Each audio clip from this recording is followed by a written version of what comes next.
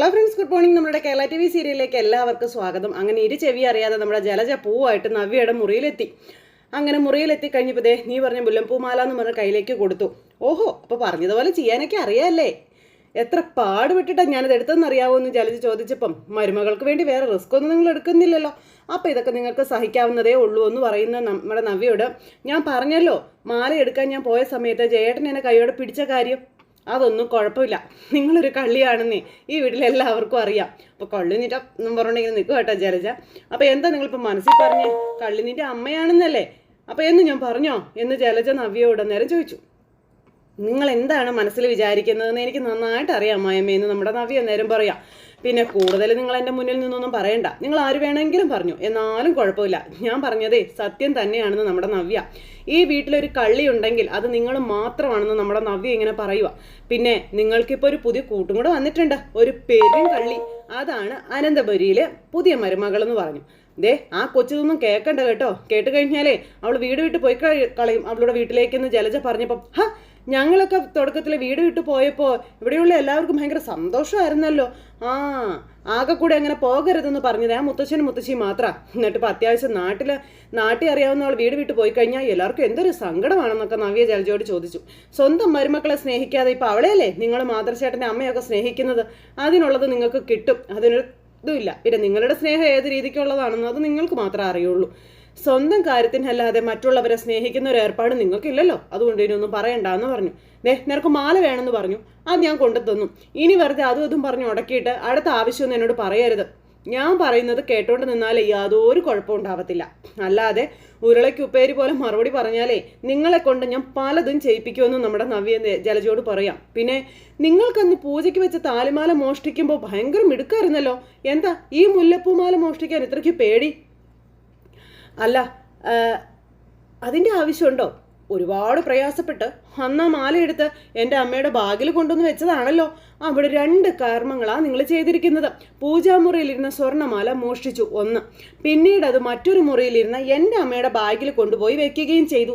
അത്രയൊക്കെ ചെയ്ത നിങ്ങൾക്ക് ഇതൊക്കെ വെറും നിസ്സാരമായ കാര്യമല്ലേ എന്ന് ചോദിക്കുമ്പം നീ ഇത് തലയിൽ വെച്ചോണ്ട് നടന്നാലേ നീയാണ് ഇത് എടുത്തതെന്ന് എല്ലാവരും പറയും, നോക്കിക്കോളാൻ പറഞ്ഞു ജലജ. അപ്പോൾ അത് എന്നെ കള്ളിയാക്കാനല്ലേ? അങ്ങനെ വന്നാൽ നിങ്ങൾ എന്ത് ചെയ്യണം? സത്യം അങ്ങ് നിങ്ങൾ തന്നെ പറയണമെന്നും പറഞ്ഞുകൊണ്ട് നമ്മുടെ നവ്യ അങ്ങനെയും പറഞ്ഞു. ഇത് എൻ്റെ മരുമകൾക്ക് മുല്ലപ്പൂമാല വെക്കണമെന്ന് തോന്നിയപ്പോൾ അത് നിങ്ങൾ എടുത്തുകൊണ്ട് വന്ന് തന്നതാണെന്ന് പറയണമെന്ന് നവ്യ ജലജയോട് പറയുമ്പോൾ ഒന്നും പറഞ്ഞ് നിൽക്കുക ജലജ. അതും ഞാൻ പോലും ആവശ്യപ്പെടാതെയാണെന്നൊക്കെ പറയുമ്പം അത് കള്ളമല്ലേ എന്ന് ചോദിച്ചു നമ്മുടെ ജലജ. അത്യാവശ്യം കള്ളം പറഞ്ഞ നാവല്ലേ, പിന്നെ നല്ല കാര്യങ്ങൾക്ക് വേണ്ടി കള്ളം പറഞ്ഞാൽ എന്താ കുഴപ്പം? നീ എന്നെ കുരുതി കൊടുക്കുമോ നവ്യേ? ഞാനായിട്ട് കുരുതി കൊടുക്കത്തൊന്നുമില്ല. പിന്നെ ഇതിൻ്റെ പേരിൽ ഒരു വിഷയം ഉണ്ടായാൽ എന്ത് ചെയ്യണമെന്ന് ഞാൻ എൻ്റെ അമ്മായിമ്മയ്ക്ക് ഉപദേശം പറഞ്ഞെന്നേ ഉള്ളൂ. എന്നാ വിട്ടോളാൻ പറഞ്ഞു. മുറി വിട്ട് പൊക്കോളാൻ പോ എന്നും പറഞ്ഞിട്ട് നവ്യ ജലജയെ പറഞ്ഞു വിട്ടിട്ട് നവ്യ പൂമാലയും പിടിച്ച് ഇങ്ങനെ നിന്ന് ആലോചിക്കും കേട്ടോ. അങ്ങനെ മാല എടുത്ത് കയ്യിൽ പിടിച്ച് എന്ത് ചെയ്യണമെന്ന് ആലോചിച്ചു. അതിനുശേഷം ഇവറ്റകൾ 3 കൂടെ താഴെ ഇരുന്ന് നമ്മുടെ ഇവരെ കളിയാക്കിയതും പറഞ്ഞതുമായ കാര്യങ്ങളെല്ലാം ആലോചിക്കുക. അങ്ങനെ നമ്മുടെ നവ്യ എന്തൊക്കെയോ മനസ്സിൽ പ്ലാൻ ചെയ്ത് അവിടെ നിൽക്കുന്നു. ഈ സമയത്ത് നമ്മുടെ നയനയും അതുപോലെ ആദർശം കൂടെ തട്ടുകടയിൽ കയറി തട്ട് ദോശയും കട്ടൻ ചായയും ഒക്കെ ഇങ്ങനെ കഴിക്കുക. അപ്പോൾ ഇതെന്താ ആദർശം പതിവില്ലാതെയും ചോദിക്കുമ്പോൾ ഭാര്യയും കൂട്ടി രാത്രിയൊക്കെ പുറത്തു പോകുമ്പോഴേ എൻ്റെ സ്നേഹം അത് നീ അറിയണ്ടേ? നേരത്തെ നിന്നെ കൂട്ടി ഞാൻ പുറത്തൊക്കെ വരുമ്പോൾ എൻ്റെ സ്നേഹം എന്ന് പറയുന്നത് വെറും അഭിനയം മാത്രമായിരുന്നു. എന്നാൽ ഇപ്പം നിന്നെ ഇഷ്ടപ്പെട്ട് തുടങ്ങിയതിന് ശേഷമാണ് ഈ യാത്രകളൊക്കെ എനിക്കും ഒരുപാട് പ്രിയപ്പെട്ടതായി മാറിക്കൊണ്ടിരിക്കുന്നതെന്നൊക്കെ നമ്മുടെ ആദർശം ഇങ്ങനെ പറയുക. അപ്പോൾ അതൊക്കെ കേട്ട് കഴിഞ്ഞപ്പോഴത്തേക്കും നമ്മുടെ നയനിയും വളരെ സന്തോഷത്തോടെ ഇരിക്കുന്നു. അങ്ങനെ ഇവർ തട്ടുകടയിൽ ഭക്ഷണം കഴിക്കാനായിട്ടിരിക്കുമ്പോൾ ഇവർക്ക് ദോശയൊക്കെ ചേട്ടന്മാരെടുക്കുന്നു. അപ്പോഴേക്കും 2 ചേട്ടന്മാർ ഡബിൾ ബുൾസേ എന്നൊക്കെ പറഞ്ഞു വന്നു. അപ്പോൾ ഈ 2 അവന്മാരിങ്ങനെ വന്ന് നിൽക്കുന്നത് കണ്ടു കഴിഞ്ഞപ്പോഴത്തേക്ക് നമ്മുടെ ആദർശ് ഇവന്മാരെ ശ്രദ്ധിച്ചു. നമ്മുടെ ആദർശിന് പെട്ടെന്ന് പിടി കിട്ടുകയും ചെയ്തു. അന്ന് ആദർശിൻ്റെ മാല വണ്ടിയിൽ നിന്ന് മോഷ്ടിക്കാൻ വേണ്ടി ഒരുത്തൻ ഫ്രണ്ടിൽ കൊണ്ടുവന്ന് ബൈക്ക് നിർത്തി, മറ്റൊരുത്തൻ പുറകിൽ കൂടെ വന്ന് മാല മാറി വെള്ളിമാലയാക്കി വെച്ചിട്ട് പോയി. ഈ കാര്യങ്ങളൊക്കെ ഉണ്ടായിരുന്നല്ലോ. അപ്പോൾ അന്ന് സംഭവിച്ച കാര്യങ്ങളെപ്പറ്റി നമ്മുടെ ആദർശ് ഇങ്ങനെ ചിന്തിക്കുക. അപ്പോൾ ആദർശ് എഴുന്നേറ്റ് ഇവനെ ശരിക്കും ഒന്ന് അടിമുടി നോക്കിയപ്പോഴേക്കും മറ്റവന് ആദർശിനെയും നോക്കി. പക്ഷെ എന്തോ ഒരു സ്പെല്ലിംഗ് മിസ്റ്റേക്ക് അവനും മണത്തു. അവൻ എന്നിട്ട് ഇങ്ങനെ മറ്റവനെ ഇങ്ങനെ ഏറുകണ്ണിട്ട് നോക്കുന്നു. എന്നിട്ട് ഇവനൊന്നും അല്ലാത്തതുപോലെ ഇങ്ങനെ അവിടെ നിന്ന് ഒഴിഞ്ഞു മാറി പോകാൻ നോക്കുക കേട്ടോ. അപ്പോഴേക്കും നമ്മുടെ ആദർശേട്ടൻ ഇവൻ്റെ പിന്നാലെ ചെന്നപ്പോഴേക്കും അവന്മാർ രണ്ടുപേരും കൂടി ആ ബൈക്കിൽ കയറി അങ്ങ് പോയി. അപ്പോൾ ആദർശേട്ടൻ ദോശ കഴിക്കണ്ടേന്ന് ചോദിച്ച് നയനെ പിന്നാലെ ചെല്ലുന്നു. അപ്പോഴത്തേക്ക് ആ ചേട്ടൻ ചോദിച്ചു, ചേട്ടാ ദോശ ശരിയായിരുന്നു, അവിടെ എടുത്തു വെച്ചേക്കേട്ടാന്ന് പറഞ്ഞുകൊണ്ട് ആദർശ് ഇവന്മാരുടെ പിന്നാലെ പോകാനായിട്ട് വണ്ടിയെ കയറി. അങ്ങനെ ആദർശ് ഇവന്മാരുടെ പിന്നാലെ പോകുക കേട്ടോ. അങ്ങനെ ആദർശ് ഇവന്മാരെ കൈയോടെ പിടികൂടി. അപ്പോൾ എന്താ ആദർശേട്ടാ എന്ന് നയനെ ചോദിക്കുന്നുണ്ട്. ഈ സമയത്ത് ആദർശ് ഭയങ്കര സ്പീഡിൽ ഇവന്മാരുടെ പിന്നാലെ പോയിക്കൊണ്ടിരിക്കുക. അവന്മാരാണെങ്കിൽ ജീവനും കൊണ്ട് ഓടിക്കൊണ്ടുമിരിക്കുക. അങ്ങനെ ഇവന്മാർ ഭയങ്കര ചേസ് ചെയ്ത് പോകുന്നു. അതേപോലെ തന്നെ നമ്മുടെ ആദർശവും ഇവന്മാരുടെ പുറകെ പോകുന്നു. പക്ഷെ തലനാരിഴയ്ക്ക് ഇവന്മാർ ആദർശിൻ്റെ കയ്യിൽ നിന്ന് രക്ഷപ്പെട്ടു പോയി. അവർ രക്ഷപ്പെട്ടല്ലോ എന്നും പറഞ്ഞു ആദർശ് ഇങ്ങനെ ഇരിക്കുമ്പോൾ ആരാ ആദർശിട്ട് അവരൊക്കെ എന്ന് ചോദിച്ചു നമ്മുടെ നയന. അവന്മാരാ ആ സ്വർണ്ണമാല എൻ്റെ കാറിൽ നിന്ന് എടുത്തുകൊണ്ട് പോയതെന്ന് നമ്മുടെ ആദർശ് പറയാപ്പം. അവന്മാർ രക്ഷപ്പെട്ട് കളഞ്ഞല്ലോ. അങ്ങനെയൊന്നും രക്ഷപ്പെടില്ല. എന്നെങ്കിലും ഒരു ദിവസം അവന്മാർ എൻ്റെ കയ്യിൽ വന്ന് പെടും. അന്നറിയാം ആരാണ് യഥാർത്ഥ പ്രതിയെന്ന്. അപ്പം ഇത്തരം ബന്ധങ്ങളൊക്കെ ഉള്ളത് അവനല്ലേ, അഭിക്ക്. അപ്പം അഭിക്ക് മാത്രമല്ല അനാമികയുടെ അച്ഛനും ഇതുപോലെ ബന്ധങ്ങളൊക്കെ ഉണ്ടെന്ന് എനിക്ക് തോന്നുന്നത് എന്നും പറഞ്ഞ് അവരിൽ 2 പേരിൽ ഒരാളാണ് യഥാർത്ഥ പ്രതി എന്നും പറഞ്ഞു. പണത്തിന് എപ്പോഴും ആവശ്യമുള്ളത് അഭിക്കല്ലേ. അപ്പോൾ പണത്തിൻ്റെ ആവശ്യം അനാമികയുടെ അച്ഛനും ധാരാളമായിട്ടുണ്ട്. അത് കല്യാണത്തിൻ്റെ അന്ന് തന്നെ ഞാൻ മനസ്സിലാക്കിയത് നിന്നോട് പറഞ്ഞിരുന്നില്ലേ. അതുമാത്രമല്ല അമ്മ ആ സ്വർണം കൊടുത്തതും അവൾക്കല്ലേ. അനാമികയുടെ മുറിയിലേക്ക് അഭി അപ്പച്ചിയോ കയറാനുള്ള സാധ്യതയും വളരെ കുറവാണെന്നും അതുകൊണ്ട് നമ്മൾ കൂടുതൽ സംശയിക്കേണ്ടത് അനാമികയെയും അവളുടെ വീട്ടുകാരെയും തന്നെയാണെന്ന് നമ്മുടെ ആദർശ നേരം പറഞ്ഞു. പോരാത്തതിന് അന്ന് അവരുടെ അച്ഛനും അമ്മയും വിരുന്നിനും വന്നല്ലോ. പിന്നെ ഒന്നെൻ്റെ അച്ഛനെയും അമ്മയും അല്ലെങ്കിൽ ചേച്ചിയൊക്കെ പ്രതികളാക്കിയതുകൊണ്ട് എനിക്കും യഥാർത്ഥ കുറ്റവാളി ആരാണെന്ന് അറിയാനായിട്ടുള്ള ആകാംക്ഷ ഉണ്ടെന്നോ നയന പറഞ്ഞപ്പം നീ ടെൻഷൻ അടിക്കേണ്ടെന്നേ, ഇതിനെത്രയും പെട്ടെന്നൊരു പരിഹാരം കാണാൻ പറ്റുമെന്ന് തന്നെ എൻ്റെ വിശ്വാസമെന്ന് നമ്മുടെ ആദർശം നേരം പറഞ്ഞു. എന്നാൽ പിന്നെ നമുക്ക് ദോശ കഴിക്കാം എന്ന് നയന പറഞ്ഞ് തിരിച്ചു പോകും അവർ. അങ്ങനെ അവർ തിരിച്ചു പോയി അവരത് കഴിക്കാനൊക്കെ ആയിട്ട്. അപ്പോൾ ഇത് കഴിഞ്ഞ് പിന്നെ കാണിക്കുന്ന വേണുവിനെ കേട്ടോ. അപ്പോൾ വേണു ഇങ്ങനെ നമ്മുടെ മകളെ വിളിച്ച് പറയുവാണ് സ്വർണത്തിൻ്റെ കാര്യം. ആദർശ് അതിൻ്റെ പിന്നാലെ തന്നെയുണ്ട്. അപ്പോൾ ഏത് സ്വർണ്ണമാണെന്ന് അനാമിക വേണുവിനോട് ചോദിക്കാം. അത് നീ ഇത്ര പെട്ടെന്ന് മറന്നുപോയ മോളെ, ആ സ്വർണ്ണമാലയില്ലേ അത് അനിയുടെ വല്യമ്മ തന്ന ആ സ്വർണ്ണമാലയില്ലേ അതിൻ്റെ പിന്നാലെ അവനുണ്ടെന്ന്. അപ്പോൾ അത് അച്ഛനെങ്ങനെ മനസ്സിലായി?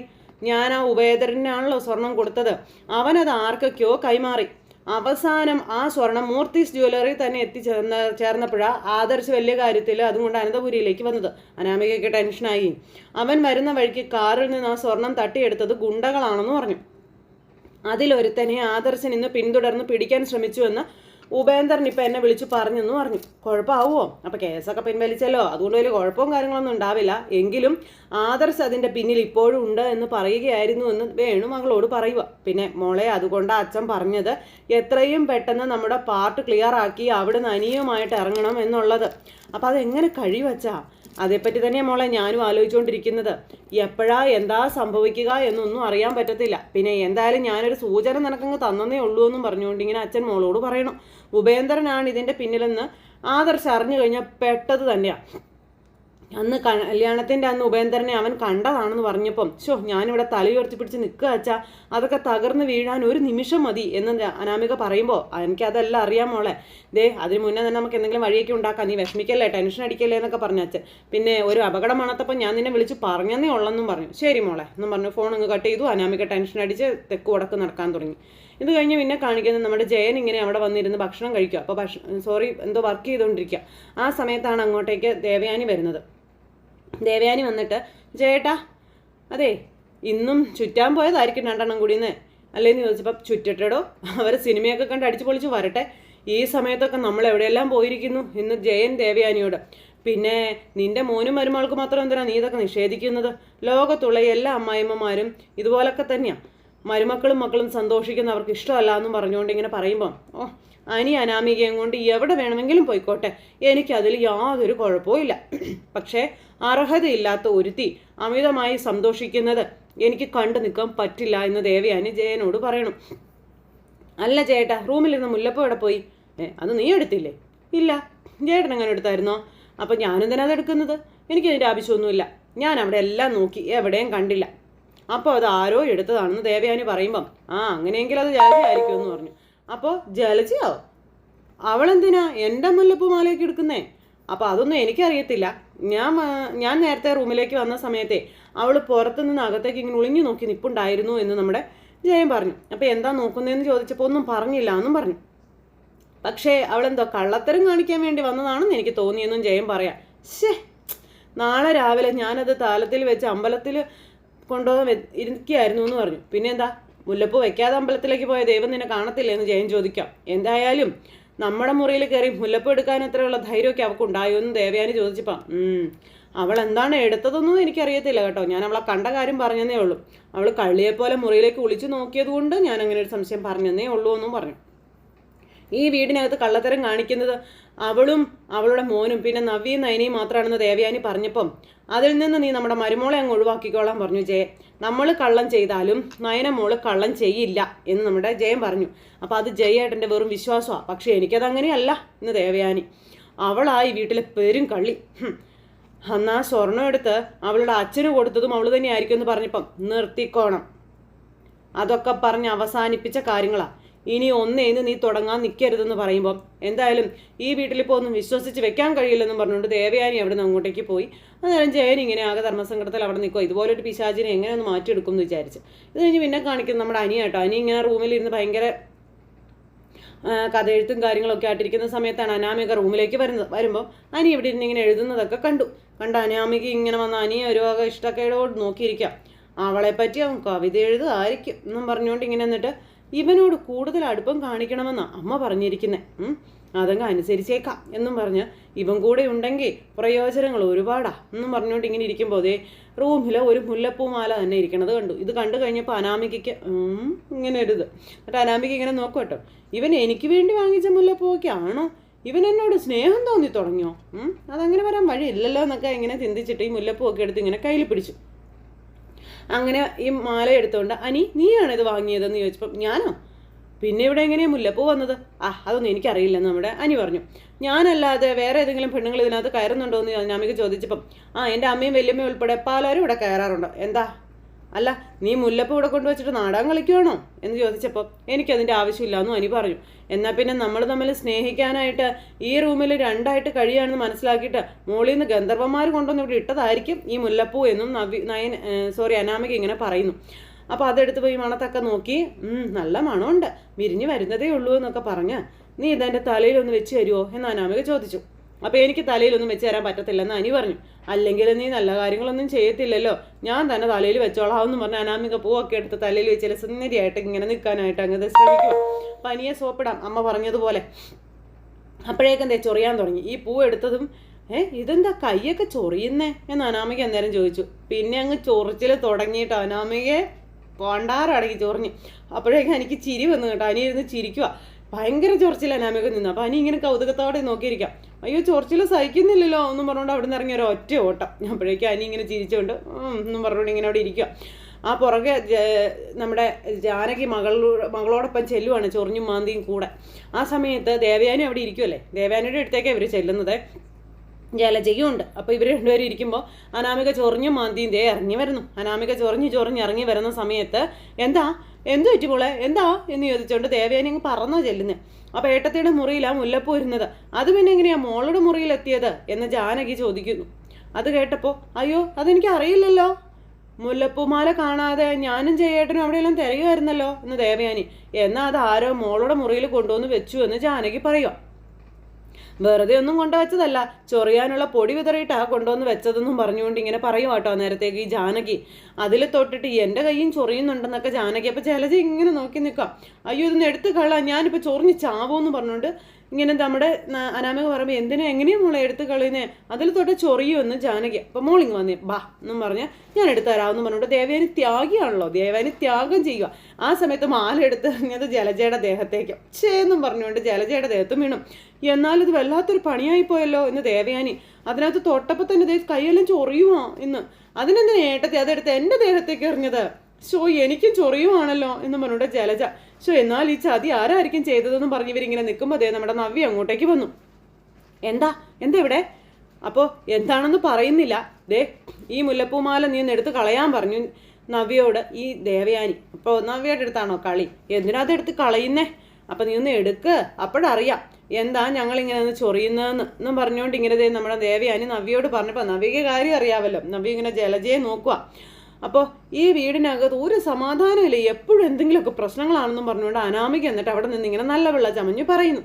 ആ സമയം നമ്മുടെ നവ്യ അവിടെ നിന്ന് ഇതിങ്ങനെ ആലോചിക്കുക. ആ ചൊറിയണ നവ്യയെ കൊണ്ട് തൊടിയിക്കാൻ നോക്കിയതാണ് ദേവയാനി എന്ന് പറഞ്ഞ പിശാശ്. പക്ഷെ നമ്മുടെ നവ്യ അതിനകത്ത് നിന്ന് കൊടുക്കുമോ? കാരണം പൊടിയിട്ടതും തൂത്തതും തലോടിയതൊക്കെ നമ്മുടെ നവ്യാണല്ലോ. അങ്ങനെ അതെല്ലാം നവ്യ ഫ്ലാഷ് ബാക്ക് ആലോചിക്കുക. പൊടിയിട്ട് ഇങ്ങനെ എല്ലാം നല്ല സെറ്റ് ചെയ്ത് കൊണ്ടുവന്ന് അവിടെ നമ്മുടെ അനിയുടെ റൂമിൽ കൊണ്ടുവച്ചു. അപ്പോൾ അനി അവിടെ കട്ടിൽ കിടന്നുകൊണ്ട് ഇങ്ങനെ മൊബൈൽ കണ്ടുകൊണ്ടിരിക്കുകയായിരുന്നു. ഈ സമയത്ത് പാത്തും പതുങ്ങിയും ആരും കാണാതെ പമ്മി കൊണ്ടുവന്ന് മുറിയിൽ വെച്ചിട്ട് നമ്മുടെ നവ്യ ഇങ്ങ് പോകുന്നതാണ്. അങ്ങനെ ഇവരെല്ലാവരും കൂടെ നിന്ന് ചൊറിഞ്ഞും മാന്തിയും കളിക്കുമ്പോൾ നമ്മുടെ നവ്യ ഇത് കണ്ടിങ്ങനെ ചിരിച്ച് സന്തോഷത്തോടെ നിൽക്കുക. പറ്റിയത് ശരിക്കും നമ്മുടെ അനാമികയ്ക്ക് തന്നെയാണ്. അവൾ മനഃപൂർവ്വം ഇത് ചെയ്തതായിരിക്കും നയന എന്നും പറഞ്ഞുകൊണ്ട് ഇങ്ങനെ അനാമിക അവിടെ നിന്ന് നയനയെ കുറ്റം പറയുന്നു. അവൾക്കുള്ള മുല്ലപ്പൂവുള്ള വലിയ എടുത്തത് അതിനുള്ള പ്രതികാരം അവൾ തീർത്തതാണെന്നൊക്കെ പറയുമ്പോൾ അതിനെന്തിനാ അനാമികയോട് അവൾ പ്രതികാരം തീർക്കുന്നത് എന്ന് നവ്യ ചോദിച്ചു. ഏട്ടത്തേക്ക് അനാമികയോട് സ്നേഹം കൂടുതൽ, അതിൻ്റെ ദേഷ്യം അവൾ തീർത്തതാ എന്നും പറഞ്ഞുകൊണ്ട് അത് നയനയുടെ തലയിൽ വന്നു. അപ്പോൾ അമ്മേ എൻ്റെ പോറൊന്ന് ചൊറിഞ്ഞ തന്നെ അമ്മേ, അപ്പോൾ എൻ്റെ കൈയും ചൊറിയ മോളെ എന്നും പറഞ്ഞുകൊണ്ട് ഇങ്ങനെ നിൽക്കുമ്പോൾ ഒന്ന് ചൊറിയമ്മേ എന്നും പറഞ്ഞുകൊണ്ട് ജാനകിയോട് പറയുന്നു. ജാനകി നിന്ന് ചൊറിഞ്ഞു കൊടുക്കുന്നു. അപ്പോൾ ദേവയാനിക്ക് അറിയാമല്ലോ നയനെ അവിടെ ഇല്ലെന്ന്. എല്ലാം ഒപ്പിച്ചു വെച്ചിട്ട് അവൾ ആദർശമായിട്ട് പുറത്തു പോയിരിക്കുകയാണെന്നൊക്കെ പറഞ്ഞപ്പോൾ അറിയാത്ത കാര്യങ്ങൾക്ക് നിങ്ങൾ കയറി അവളെ പഴിക്കണ്ടെന്ന് പറഞ്ഞപ്പോൾ പിന്നെ നീയാണോ അത് ചെയ്തതെന്ന് ദേവയാനി ചോദിച്ചു. ഞാൻ ഈ മുല്ലപ്പൂവിൻ്റെ കാര്യം അറിഞ്ഞിട്ട് പോലുമില്ല അല്ലേ അമ്മേ എന്ന് നവ്യ ജലജയോട് ചോദിച്ചപ്പം എന്നും പറഞ്ഞുകൊണ്ട് ഇങ്ങനെ നിൽക്കുമോ ജലജ. എന്നിട്ട് ഇവളൊന്നും അറിഞ്ഞിട്ടില്ലെന്നാ തോന്നണേ എന്ന് ജലജ ഇങ്ങനെ പറയുകയും ചെയ്തു. അനീത്തിയും ചേച്ചിയും കൂടെ ഓരോന്ന് ചെയ്ത് വെച്ചിട്ട് പൊട്ടം കളിക്കും ഇപ്പം. അപ്പം അതിൻ്റെ ആവശ്യമൊന്നും ഞങ്ങൾക്കില്ല. എന്തെങ്കിലും ചെയ്താൽ അത് ചെയ്തത് ഞങ്ങളാണെന്ന് മുഖത്ത് നോക്കി പറയുമെന്ന് നമ്മുടെ നവ്യ അന്നേരം പറഞ്ഞു. എല്ലാം ചെയ്ത് വെച്ചിട്ട് അവൾ അത്ര തൻ്റെ ഇടത്തോടെ സംസാരിക്കുന്നു. നാണം കെട്ടവളെന്ന് ജലജ മനസ്സുകൊണ്ട് പറയുന്നു. ഇതാര് ചെയ്താലും ശരി നേർച്ച നേരിയ ഇത് ചെയ്തവരോട് ഉടൻ തന്നെ നടു ഇടിച്ച് വീണിരിക്കും എന്ന് പറഞ്ഞുകൊണ്ട് ജാനകി ഇങ്ങനെ പറയണു. അപ്പോൾ ജാനകി അത് പറഞ്ഞപ്പോൾ നവ്യ എൻ്റെ ദൈവമേ എന്നും പറഞ്ഞ് ഇങ്ങനെ നിൽക്കുന്നിടത്ത് ഇന്നത്തെ കഥ അവസാനിച്ചു വിട്ടു. എന്നാലും രസകരമായ ഒരു എപ്പിസോഡായിരുന്നു ഇന്നത്തേത്. അപ്പോൾ എല്ലാവർക്കും നല്ലൊരു ദിവസം ആശംസിക്കുന്നു.